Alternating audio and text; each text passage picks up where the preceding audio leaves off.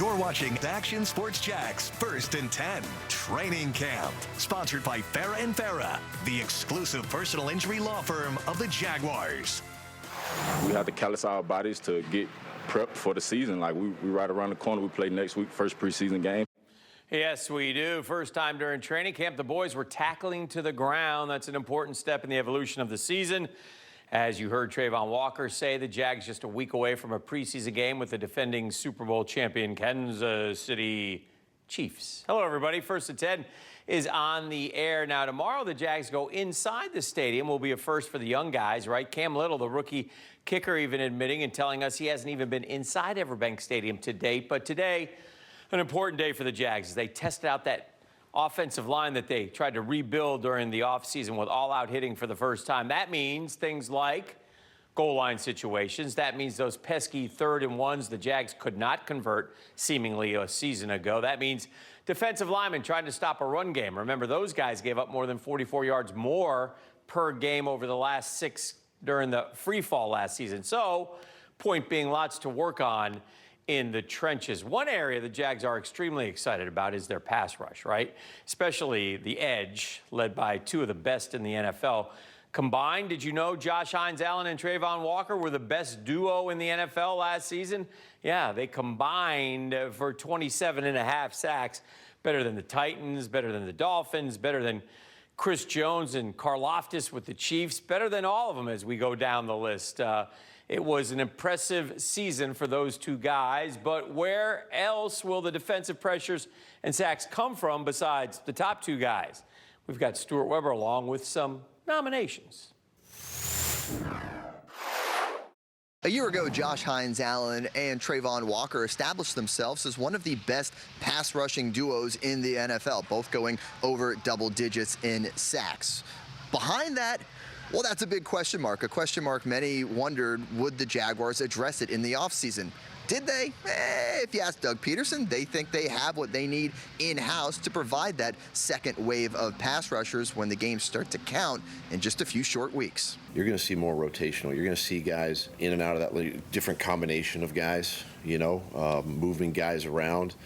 So will they get opportunities to rush the passer? Of course. We're going to put our best pass rushers on the field, when the time comes. But when you're talking normal down and distance, you're gonna see a different combination of guys. Now we're trying to just we're all one group now as a D-line. We're just trying to make everybody else a part of it so we can all flourish. And while maybe they didn't address that defensive end, outside linebacker, pass rushing position, consider this.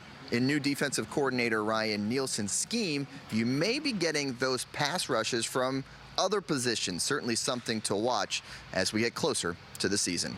For Action Sports Jax, I'm Stuart Weber. All right, more notes from Friday's practice. Bad injury for tight end Patrick Murtagh, a broken ankle. Ooh, not good. We'll put him on the sidelines for the foreseeable future. The Australian Murtagh joining the team through that international players pathway this offseason. Wish him well. Other injuries on Friday, including Deshaun Dixon and Josh Peterson. Ankle injuries. Dixon did return to practice after having his taped up. Cam Robinson with a shoulder injury should be noted before practice. Doug Peterson saying Anton Harrison is in the concussion protocol, so both tackles probably won't be around tomorrow. How that affects both availability moving forward, we shall see. Tomorrow, the team is right back to practice. Different environment, though. As we told you, the Jags heading inside Everbank Stadium. The practice gives new players a first peek at their game day surroundings and gives a larger audience a chance to see the team in action on Saturday morning. It's a great day. We do invite the military and their families here, and I think it's great to honor them and get the fans in the stadium. It's good for our new players who haven't experienced that to get over there and practice over there and experience that. So it's a good day. It's a good day and it's a great day. And if you can't make it there, don't worry. Fret not. Full recap tomorrow on Action Sports Jax. Prime time. We do it at 10:30 at Fox 30, 11:30 on CBS 47. All your Jaguars coverage. Nowhere near finished here on First and 10. Still to come. Will we see more from Muma in 2024? A conversation with Jags linebacker Chad Muma. That's on deck.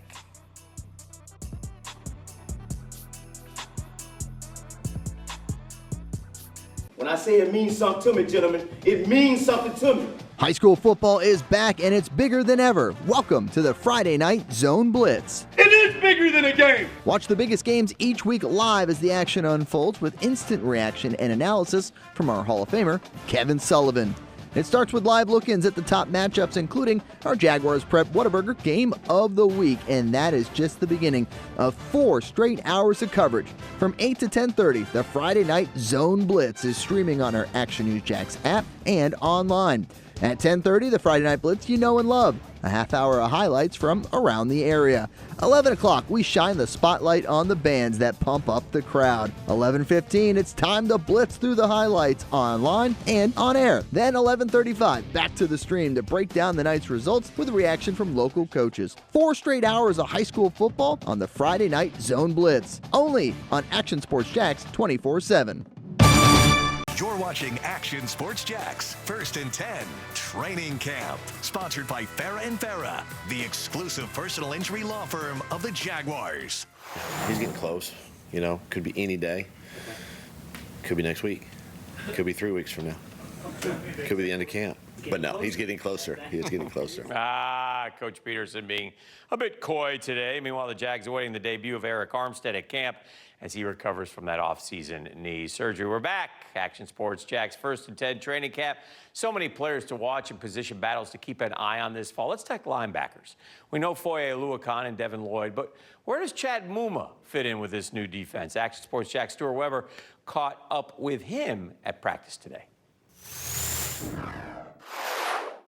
It's always learning every single position. It's all about availability, and whenever they need me, wherever they need me, I'll be at. So, you know, I'm learning the will primarily a lot right now, but if they need me as a mic, I can learn that as well. What do you think about the hands-on approach you see with Coach Nielsen out there, and just the way he gets involved with you guys during these drills, during this practice? It's fun for us to watch, I know. What do you guys think as the players out there? Yeah, it's great to have him out there and using the hands-on. You know, my first experience with that was in OTAs, and he was really getting in there, showing me where to put my hands and where to roll my elbows into, and it makes the world of a difference because you can have a coach explaining it, but when you have someone that's able to jump in there and show you, you know, it's right there in front of your eyes. And so it's been a lot of help in, you know, working through you know, that new Sam position a little bit. I needed some of that right now, so it's been great to have him.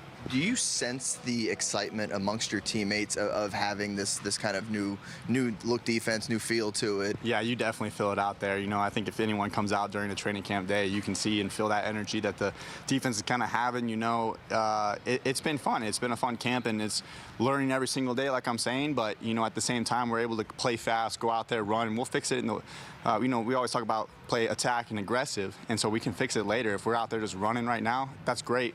Then we can just fix those little things here and there.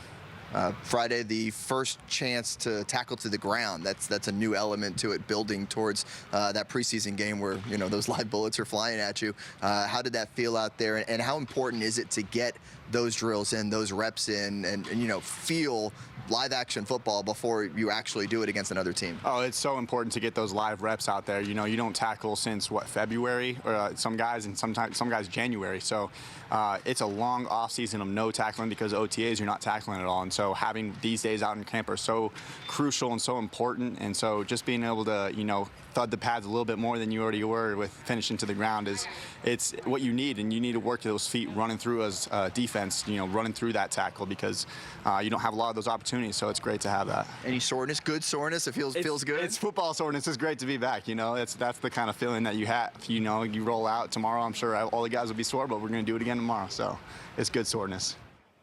All right, this time of the year, the Jaguars roster always in flux when it comes to the 90-man roster. A few of the more recent additions to the team include Tanner Muse, a linebacker and special teams ace, a couple defensive ends, Rasheem Green and Raymond Johnson. Remember the names because you'll see a lot of them in some of these upcoming preseason games. Over in the stadium on Thursday, the stage was officially set for the upcoming high school football season with the annual Baker's Sports Media Day. Local schools gathering at the home of the Jags to talk about the fall. Speaking of which, let's take a peek. Our Game of the Week schedule officially unveiled, and here it is starting August 23rd, just around the corner with a nice little rivalry game, Bradford and Baker County. We got Bowles and Trinity. Bartram Trail going up to Ware County to take on those Gators. We got them all here for you. Rains and Riverside. We've got Middleburg, Fleming Island, Jackson, First Coast, some really good games coming. One of the burning topics in high school football, transfers. And this offseason, we had a lot of them in our area. I don't know what you can control and can't control from a coaching standpoint. They're either going to come or they're going to go. Two, if you're winning and you got good players, people want to come.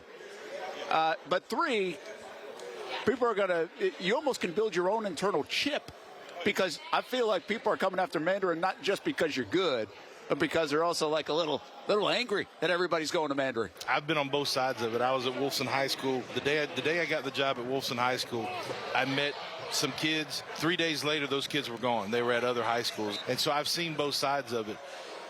What we try to do at Mandarin High School, and people can say whatever they want to say, but this is the real deal. Brian Rado, Sarah Bravo, our principal and AD, built an atmosphere that we try to make it like a movie. We want it to be the place to go to high school. Football-wise, we want to spoil our kids rotten.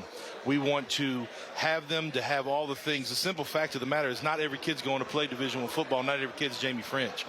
So I want my kids, my players at Mandarin High School to have the best experience they can have, because they're not all going there. It's what happens. We're an easy target, which is fine. Nick Saban said it best. If people aren't talking bad about you, you're probably not doing something right. And I'm all for that. But these guys are what make it happen, and the experience that we want. We want boys to come in as freshmen. We want men to lead. That's what we believe in. That's what we're always pushing. If people don't like that, we don't care. Well, if you missed our live coverage at High School Media Day, you can check out the full 4 hours on our YouTube page or streaming soon on the Action Sports Jax 24/7 network. It's the NFL's shining moment this weekend as the Hall of Famers get inducted into Canton following the Hall of Fame game. Dwight Freeney, Devin Hester, Andre Johnson, Julius Peppers among those going in. And we'll see if Tom or Fred Taylor are part of the class of 25. Hey, Leslie. Hey, Grayson. We'll see you tomorrow. Bye. Thanks for watching Action Sports Jax First and 10 Training Camp. Sponsored by Farah & Farah, the exclusive personal injury law firm of the Jaguars. When you think sports, you think Action Sports Jax, the official station of the Jaguars, on location for every game. But the most experienced team in town doesn't stop there. From high school football to the big events in the area, Action Sports Jax is always on. Now, we take that to a new level. Action Sports Jax 24/7 is around-the-clock coverage of the teams you love and the moments you can't miss. The best local sports in Jacksonville on Action Sports Jax 24/7.